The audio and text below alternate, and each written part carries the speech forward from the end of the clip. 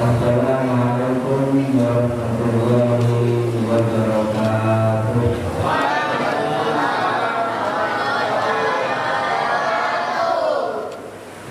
Alhamdulillah rabbil alamin. Wassalatu wassalamu ala asyrafil anbiya'i wal mursalin. Sayyidina wa maulana wa sayyidina wa syafi'ina wa nabiyina Muhammadin wa ala alihi wa ashabihi ajma'in.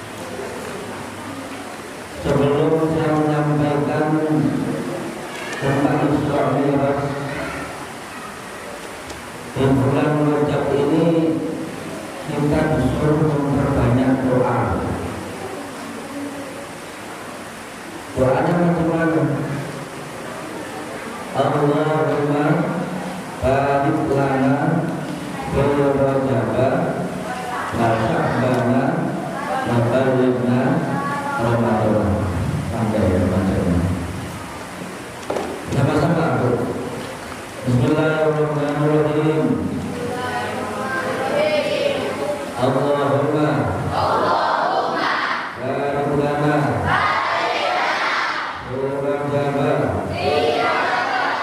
wa sya'bana wa balighna Ramadan. Artinya ya Allah berkahi kami, barulah Rajab di bulan Rajab ini. Berkah itu artinya tambah baik, tambah kebaikan. Tadinya sholatnya agak lambat-lambat karena diberi keberkahan oleh Allah, tambah kebaikannya. Sebelum azan sampai waktu mulai berkah. Tadinya habis sholat cukup dengan doa. Semakin berkah hidupnya, tambah istighfarnya. Baca zikirnya semakin panjang, semakin mendekatkan diri pada Allah Subhanahu wa Ta'ala. Ini berkah. Berkahi kami di bulan Rajab ini dan berkahi kami di bulan Syaban. Jadi habis Rajab masuk Syaban, wa balighna Ramadan, dan sampaikanlah umur kami di bulan suci Ramadan. Kenapa kita doa dan disampaikan bulan suci Ramadan, Bu? Karena tak ada jaminan kita sampai di bulan suci Ramadan. Nah, kalau kita rajin berdoa, Allah ijabah doa kita, insya Allah kita akan sampai di bulan Ramadan, akan menuai pahala yang berlipat ganda dan mendapatkan keberkahan dari Allah Subhanahu wa Ta'ala. Lagi doa lagi. Allahumma barik lana fi Rajab wa Sya'bana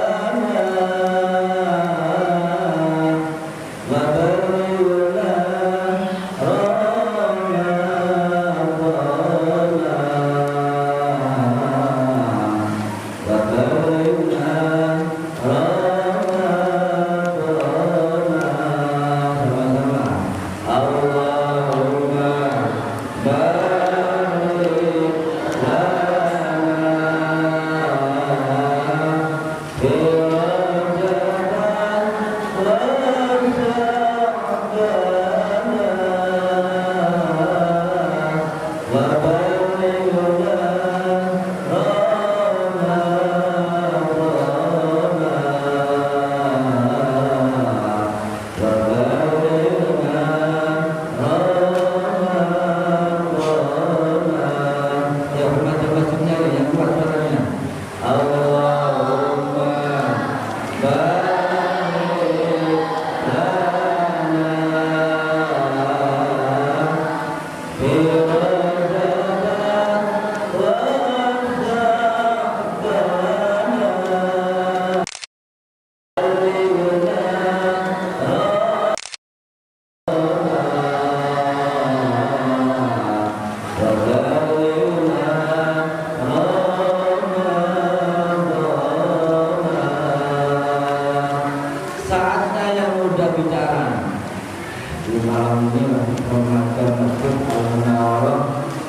yang nampak hasil kerjanya membuat agenda kegiatan peringatan Isra wal Mi'raj Nabi Muhammad sallallahu alaihi wasallam. Zaman sudah milenial, zaman sudah modern. Ini live atau tidak? YouTube saja, YouTuber. Jadi Bapak Ibu maklum, zaman kita lo tak ada macamnya. Sekarang ada syuting. Ini harus hati-hati Pak. Jadi saya cakap ini dengar tidak ada orang yang memahami. Bahkan seluruh dunia akan memahami. Kalau salah media itu penting Bapak Ibu. Agama kita Islam akan lebih syiar bisa jadi karena media.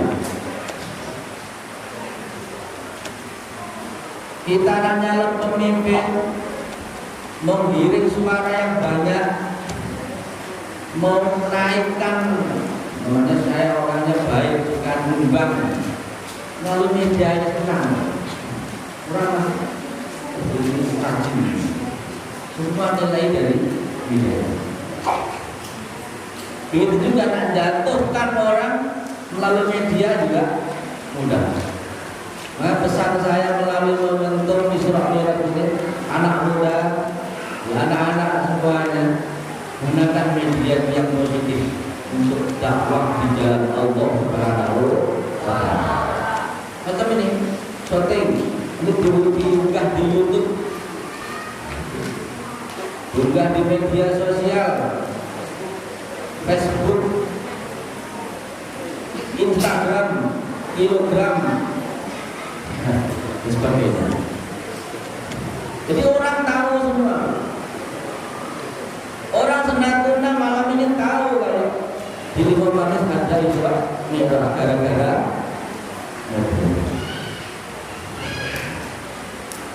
orang Pulau Laut tahu, orang Tanjung Pinang tahu karena media. Makanya gunakan media dengan baik, insya Allah akan membawa manfaat untuk kita semua. Allahumma amin.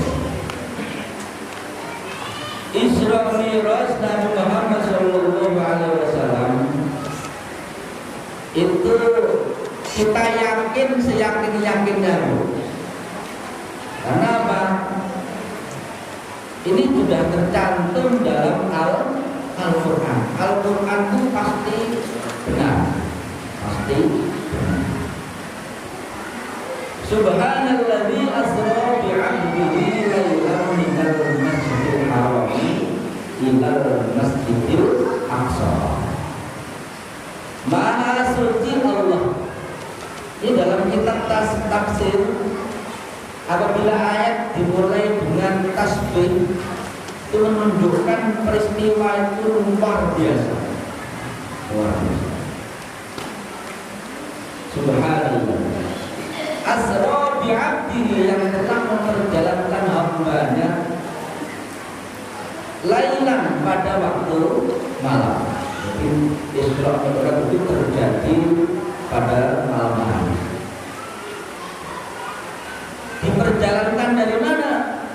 Minal masjidil harami ilal masjidil aqsa. Dari Masjidil Haram Makkah ke Masjidil Aqsa di daerah Palestina. Kemudian nanti akan dimi'rajkan dari Masjidil Aqsa sampai ke Mustawan. Tapi dalam perjalanan ini Rasulullah diperlihatkan kejadian-kejadian supaya apa? Linuriyahu min ayatina. Allah nak memperlihatkan kebesarannya, tanda-tanda besarnya. Tanda kebesaran Allah apa? Jadi suatu ketika Rasulullah Shallallahu Alaihi Wasallam itu mutajian itu tidur miring, Pak. Tidur miring, tiduran miring sambil miring. Ditemani oleh pamannya dan anak pamannya, namanya Hamzah dan Ja'far ibnu Abi Thalib. Jadi ada dua yang menemani Rasulullah baring-baring di Hijr Ismail. Hijr itu artinya batu Ismail, batunya Nabi Ismail. Bagi yang sudah haji tahu kalau Hijr Ismail itu berada di samping Ka'bah, langsung ada kabar. Saya belum haji Bu, tapi tahu YouTube gitu. Jadi YouTube itu lah. Kita belum sampai Mekah, nengok Mekah bisa. Ya, luar biasa. Tapi semoga kita semua yang hadir malam ini diperkenankan oleh Allah Subhanahu wa taala untuk datang ke Mekah. Haji ziarah makam Rasulullah sallallahu alaihi wasallam. Allahumma amin. Hijr Ismail ini berdekatan dengan makam Ibrahim. Makam ini bukan makam kuburan, bukan. Tempat berdirinya Nabiullah Ibrahim alaihissalam. Jadi dulu Ka'bah itu mengalami jatuh. Kemudian dibetulkan zamannya Nabiullah Ibrahim alaihissalam.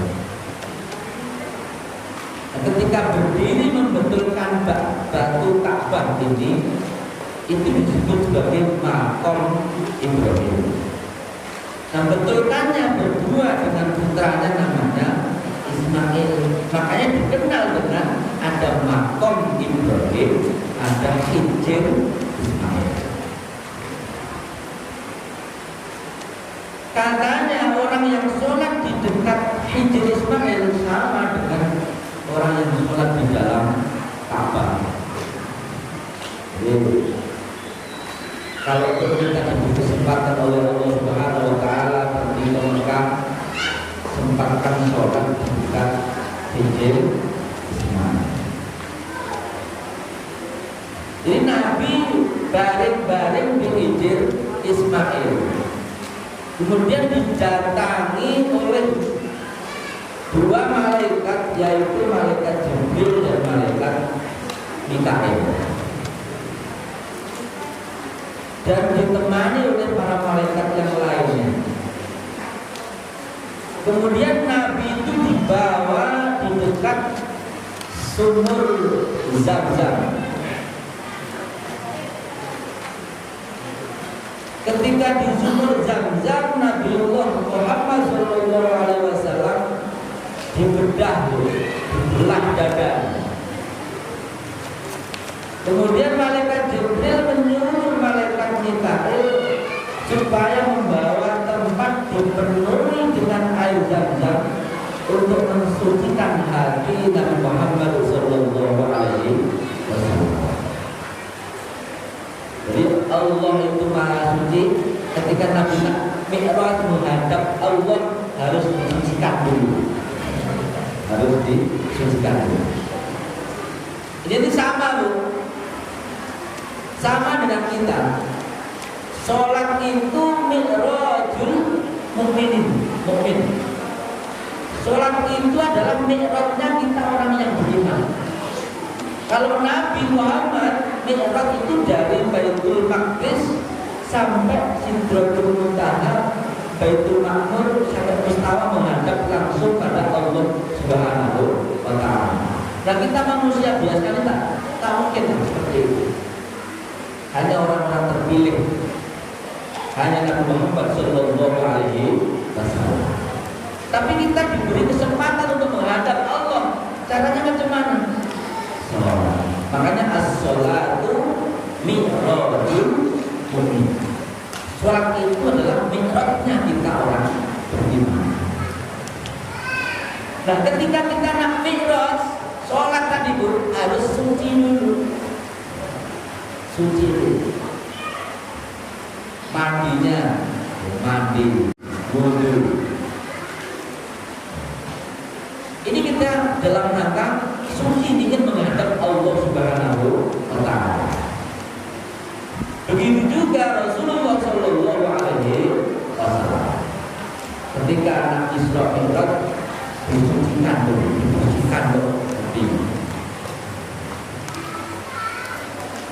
Bahkan Rasulullah itu dibelah dadanya itu berulang kali. Yang pertama ketika beliau umur 4 tahun, masih 4 tahun lah dibelah dadanya oleh malaikat. dibersihkan hatinya, diisi dengan ilmu pengetahuan.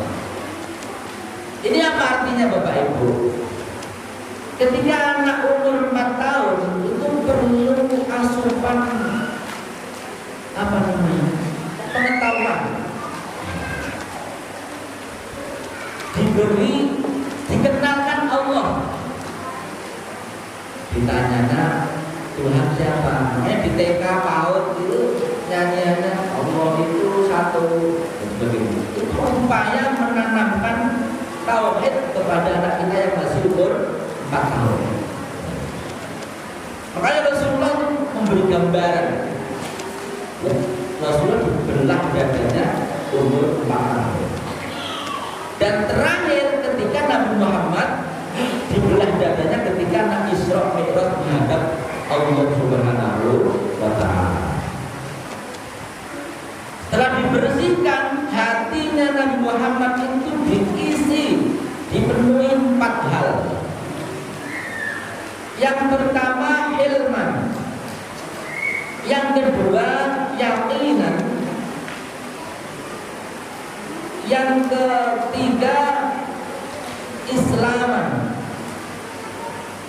yang ketiga ilman, ilman, yakinan, ilman, islaman. Yang pertama dipenuhi ilman, bijaksana, penyantun. Makanya Rasulullah itu seorang nabi yang sangat bijaksana, karena hatinya sudah dipenuhi ilman, yang bijaksana. Kemudian diberi yakinan, ditambah lagi diisi dengan ilman, dengan ilmu, dan diisi dengan islaman, dengan Islam. Jadi ilman, yakinan, ilman, islaman. Jadi ketika menghadap Allah sudah siap secara zahir dan batin. Kemudian setelah diberi ilmu, keyakinan, Islam dan sifat ilman ini, dikembalikan lagi seperti semula. Kemudian didatangkan hewan kendaraan, namanya buruk. Buruk itu dabatun abyadun tawilun, dabatun abyadun tawilun fawqal himari gunal diwal. Buruk ini hewan berwarna putih, badannya panjang, tawilun. Fawqal himari, besarnya lebih besar daripada himar dan lebih kecil daripada bilal. Bilal itu ibarat kuda, kalau kuda ya ibarat sapi lah, sapi yang besar. Dan burung ini punya janahan, punya 2 sayap. Burung ini menjadi kendaraannya para nabi-nabi juga sebelum Nabi Muhammad Sallallahu Alaihi Wasallam. Kecepatannya melebihi kecepatan kilat. Dengan mau hujan itu lampu kilat. Jadi tak sampai ke Baitul Maqdis itu tak payah, melebihi kecepatan cahaya.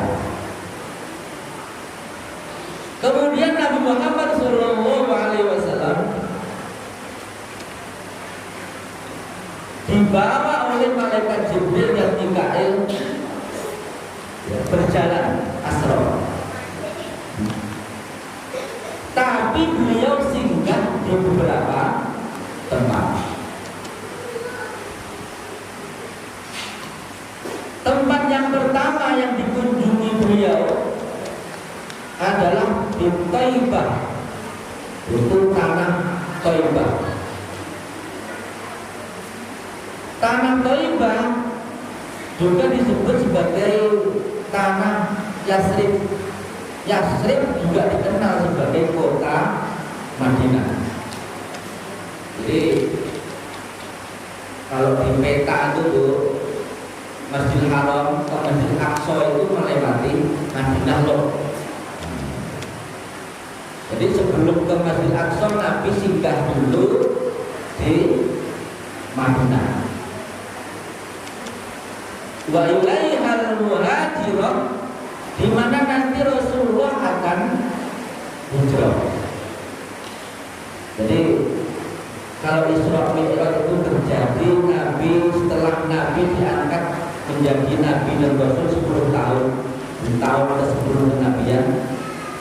Nah, hijrah itu peristiwanya terjadi ketika tahun ke-13 kenabian. Artinya 3 tahun sebelum Nabi hijrah, Nabi sudah diperlihatkan dulu oleh Allah, yaitu tanah Madinah.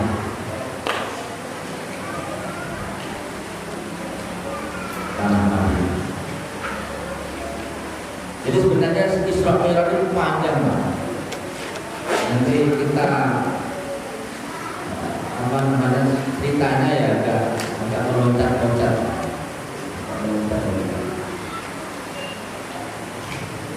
Kalau dipilih dari awal lagi itu panjang lagi itu. Karena Isra Mi'raj itu sebenarnya untuk mengobati Nabi Muhammad SAW. Di Nabi itu pernah mengalami kesusahan, kesedihan yang sangat, yaitu ditinggal wafat oleh istrinya, yaitu Siti Khadijah. Padahal Siti Khadijah ini tuh wanita kaya raya, cantik lagi, lah kaya, cantik, dan dia dermawan. Seluruh hartanya Khadijah itu habis untuk perjuangan Rasulullah Shallallahu Alaihi Wasallam. Sampai beliau Khadijah nak meninggal itu berwasiat, wahai tuanku Muhammad, harta bendaku lah habis.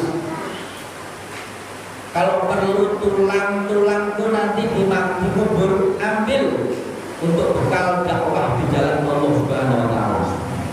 Sampai segitunya. Kalau ada orang minum manis nanti itu hebat.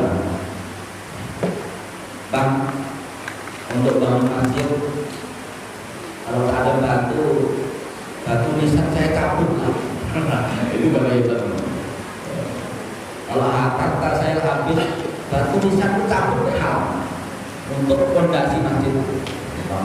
Itu baru wanita yang mantap. Jadi Nabi sangat sedih ditinggal istri tercinta yang sanggup mengorbankan harta bendanya. Ditambah lagi ditinggal wafat oleh pamannya yang selalu membela beliau ketika dimusuhi oleh orang-orang kafir, yaitu Abi Thalib.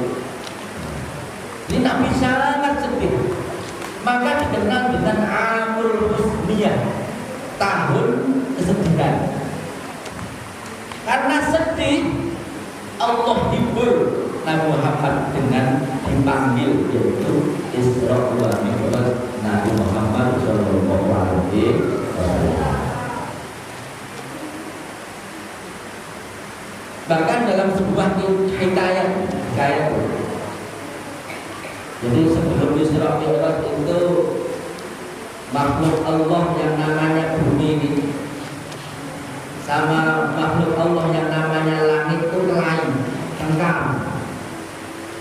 tengkar masing-masing menganggap paling mulia. Bumi menganggap paling mulia dibanding langit. Begitu juga langit menganggap dia paling mulia dibanding bumi. Apa kata bumi? Wahai langit, di bumi terdapat kota-kota yang indah, ada laut yang indah, ada pantai tanjung, ada sungai-sungai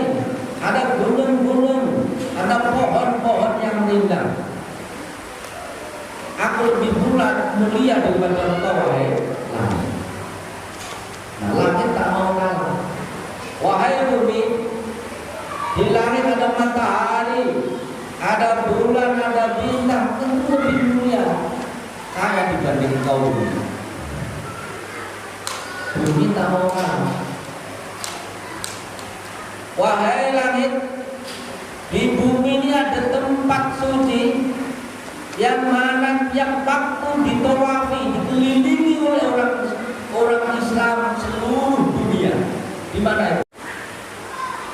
Kemudian bumi ini mengeluarkan senjata paling terakhir. Wahai langit, sesungguhnya di bumi ini sangat mulia. Kenapa? Di bumi ini dilahirkan orang yang paling mulia. Kemudian di bumi ini Nabi yang paling mulia itu juga mensiarkan agamanya, yaitu Nabi Muhammad Sallallahu Alaihi Wasallam. Begitu juga dimakamkan jasadnya Rasulullah di muka bumi ini. Ini langit mulai kalah dulu. Kalah dia minta sama Allah Subhanahu Wa Taala akan diberikan kemuliaan oleh Allah, akan didatangkan yaitu Nabi Muhammad SAW akan berkunjung ke langit. Ketika diijabah terjadilah peristiwa namanya Isra wa Mi'raj Nabi Muhammad SAW. Tapi sampai di Thaibah dulu, sebentar kita. Nabi singgah di Thaibah. Lanjut Nabi berangkat berjalan lagi dari Makkah ke Madinah, melanjutkan perjalanan lagi sampai di Madian, namanya daerah Madian. Indah Syajarati Musa, yaitu di mana Nabiullah Musa alaihissalam istirahat di bawah pohon ketika beliau keluar dari Mesir karena dikejar-kejar oleh Raja Fir'aun. Jadi Nabi Musa mendakwai Fir'aun. Fir'aun tidak terima hingga memusuhi Nabi Musa. Kejar-kejar sampai Nabi Musa keluar dari Mesir dan istirahat namanya di daerah Madian, yaitu Indah Syajarati Musa. Nabi juga diperlihatkan di tempat ini. Apa maknanya? Menggambarkan bahwasanya perjuangan itu tentu ada hambatan, ada rintangan. Kita hidup pasti mendapat rintangan, cobaan dan sebagainya. Jadi diperlihatkan di mana letaknya Nabi Musa istirahat ketika dikejar-kejar oleh Fir'aun. Kemudian berlanjut lagi meneruskan perjalanannya di Turi Saina, di daerah Bukit Tursina. Jadi masing-masing tempat tadi Rasulullah disuruh sholat oleh malaikat Jibril. Tentu tidak sholat wajib tuh, karena sholat wajibnya belum diperintah oleh Allah Subhanahu Wa Taala. Dan nabi-nabi sebelum Nabi Muhammad juga sholat. Jadi ketika Nabi di Madian juga sholat, juga begitu juga di Tursina. Apa kata Jibril? Inzil fasholli hauna, wahai Muhammad, turun di tempat ini dan sholatlah. Kemudian malaikat Jibril bertanya, Ara'aita aina sholaita ya Muhammad? Apakah kamu tahu di mana letak kamu tadi sholat wahai Muhammad? Qala, tidak tahu wahai Jibril. Sholaita bituri Saina, kamu tadi sholat di daerah Tursina, haitsu kallamallahu Musa, di mana Allah pernah bercakap-cakap dengan Nabiullah Musa alaihissalam. Jadi Nabi Musa itu termasuk Nabi Ulul Azmi. Nah, SD yang Yang tahu Nabi bergelar ulul azmi. Bahkan gelarnya Nabi Musa adalah Kalimullah. Kalau Ibrahim namanya Khalilullah. Jadi Nabi Musa adalah Nabi yang salah satunya Nabi yang bisa bercakap-cakap langsung dengan Allah Subhanahu wa Ta'ala. Kemudian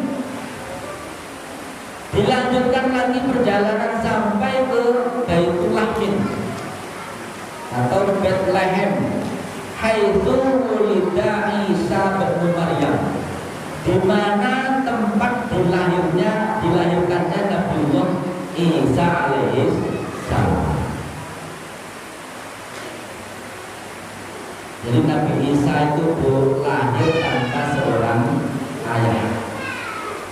Ceritanya itu dalam Quran surah Al-Imran dan surah Maryam. Bismillahirrahmanirrahim. Wa idh qalatil malaikatu ya Maryam innallaha yubashshiruki bi kalimatin minhu ismuhul Masih Isa bin Maryam. Malaikat berkata, wahai Maryam, innallaha yubashshiruki, Allah memberikan kabar gembira kepadamu, bikalimatin min husnuhul Masih Isa bin Maryam, dengan firman Allah, dengan kalimat Allah berupa anak namanya Al-Masih Isa bin Maryam. Namanya Al-Masih Isa bin Maryam. Wa yukallimun nasa fil mahdi wa kahlan wa minas sholihin. Dan Nabi Isa ini wa yukallimun nasa fil mahdi, bisa apa ya? Bisa bercakap-cakap, ngasih tahu manusia fil mahdi ketika dalam buaya, masih bayi. Nabi Isa itu termasuk bayi yang bisa bicara. Ayukallimun nasa fil mahdi wa kahlan wa minas sholihin. Dan ketika besar Nabi Isa termasuk Nabi yang soleh. Ayukallimun nasa fil mahdi wa kahlan wa minas sholihin. Nah, kenapa Nabi Isa kok bisa bicara ketika masih bayi? Ini karena ibunya namanya Maryam ini dituduh selingkuh, dituduh berbuat yang tak betul, sehingga dia hamil tanpa seorang ayah. Sehingga orang-orang kampung, orang-orang ibu-ibu semuanya bully, semuanya ngejek Maryam ini. Maryam orang ayahmu, nenek moyangmu orang baik, macam mana kok kamu bisa sampai hamil macam ini tanpa ada seorang ayah? Justru bukan siapa-siapa, justru Maryam justru diam saja. Maryam hanya diam. Kalau dia berdalih pun tak percaya orang. Justru Maryam diam. Justru yang berbicara Nabiullah Isa, anaknya yang baru lahir. Apa kata Nabi Isa? Itu dijelaskan dalam Quran surah Maryam. Yang diucapkan Nabi Isa, qala inni abdullahi ataniyal kitaba wa ja'alani nabiyya. Jadi masih bayi bisa bicara sampai ayat qala inni abdullahi ataniyal kitaba wa ja'alani nabiyya. Nabi Isa berkata yang masih bayi ini, inni abdullah, aku ini hamba Allah, hamba Allah yang diciptakan oleh Allah Subhanahu wa Ta'ala. Dan ataniyal kitabah, nanti Allah akan berikan aku kitab. Maka betul Nabi Isa mendapatkan kitab sebagaimana Rasulullah mendapatkan kitab Al-Quran. itu mendapat kitab Injil. Ataniyal kitaba wa ja'alani nabiyya, dan aku jadikan Allah seorang nabi, membawa risalah. Diperlihatkan apa namanya bu, orang-orang terdahulu, nabi terdahulu. Apa gambarannya Bapak Ibu? Nabi Muhammad yang lahirnya terakhir justru diperlihatkan nabi-nabi sebelumnya. Gambarannya Bapak Ibu, Nabi Muhammad itu tidak menghapus syariatnya nabi sebelum-sebelumnya, tapi menyempurnakan syariat nabi-nabi sebelumnya. Makanya ada ayat wattaba'tu millata Ibrahim. Kita itu ikut agamanya Nabi Ibrahim alaihissalam. Karena dari dulu, dari Nabi Adam misinya sama. Tetap asyhadu an la ilaha illallah. Tetap sama. Yaitu bersaksi tidak ada Tuhan selain Allah Subhanahu wa ta'ala. Begitu juga Nabi Isa yang dianggap Tuhan. Nah, sebagian masyarakat kita, sebagian manusia ini menganggap Nabi Isa itu Tuhan.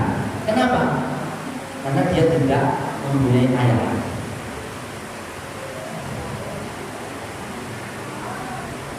Jadi makanya Nabi Isa ini ikrar, Ibni Abdullah, aku ini bukan Tuhan, itu hamba Allah Subhanahu wa ta'ala. Ibni Abdullah ataniyal kitaba wa ja'alani nabiyya.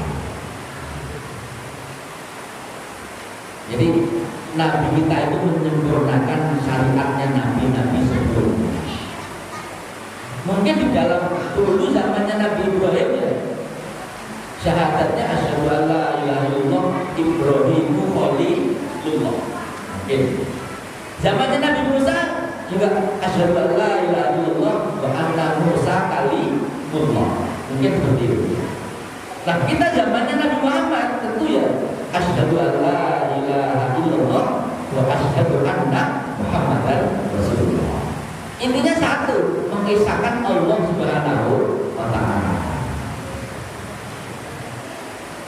Jadi memperlihatkan di mana Nabi Isa dilahirkan di Mekah ini, yaitu di daerah Bethlehem.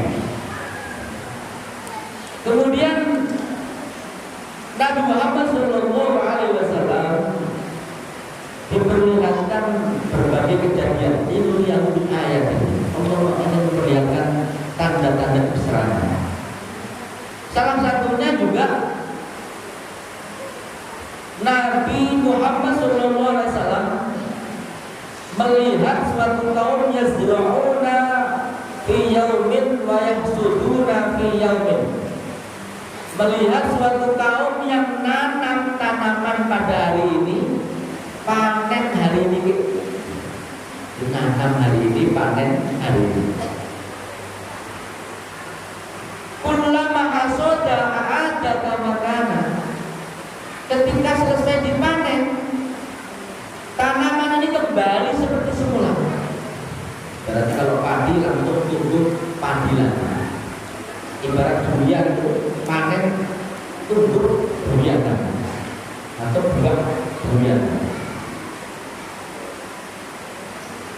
Ibarat orang jualan itu, jualan satu beras karung dijual, diambil orang, datang lagi satu karung beras.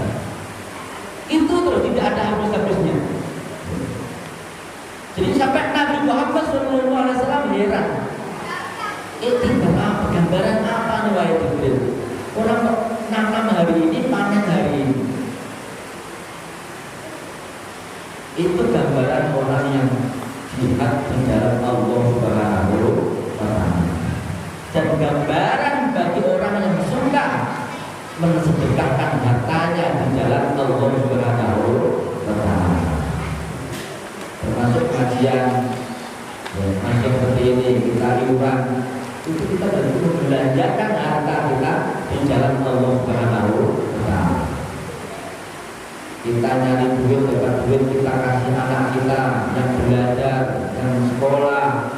Itu juga kita berarti belanjakan harta kita di jalan Allah Subhanahu wa Ta'ala. Nah, kalau kita pandai membelanjakan harta kita di jalan Allah, gambarannya semacam tadi, seperti orang yang nanam hari ini, panen hari ini, tidak ada habisnya dan banyak keberuntungan. Bahkan menjadi sedekah jariah, sedekah yang tidak ada putus pahalanya.